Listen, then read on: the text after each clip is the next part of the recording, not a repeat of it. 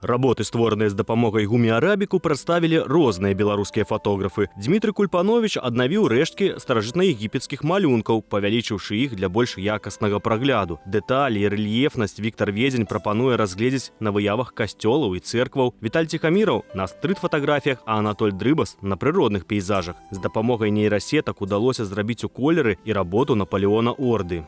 На данной выставке представлены две работы Наполеона Орды. Одна у нас здесь в пейзаже, архитектура, одна в цвете, и одна непосредственно сразу же такой, в сепии. На самом деле, почему Наполеон Орда? Это один из выдающихся, скажем так, художников Беларуси XIX века. И, наверное, учитывая, что в данной технике, и данная техника существовала в период, скажем так, жизни и творчества Наполеона Орда, мы, печатая эти работы, в большей степени хотели, наверное, отдать такую дань уважения Наполеоне Орде, в том плане, что даже его работы на данный момент, которые вот они есть, они оцифрованы, мы можем показать в этой технике, в технике, которая существовала при его жизни.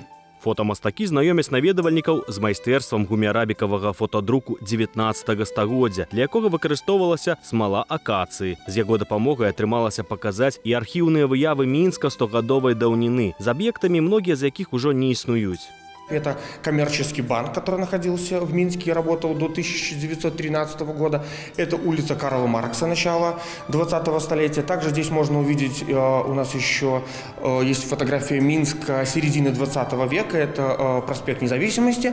Вот, сразу же после дождя по нему идут машины. И там очень, скажем так, привлекает внимание блики, которые, скажем так, отбрасывают машины, асфальт, дома. Нягледзячы на тэматычную і жанравую разнастайнасць, асноўны канцэпт выставы – паказаць тэхніку гумойл, у якой гэта ўсё можна ствараць. Наперадзе ў фотамайстроў запланаваны экспазіцыі не толькі ў сталіцы, але і ў Заслаўі, і ў Магілёве, дзе па традыцыі будуць выстаўлены і выявы гэтых гарадоў.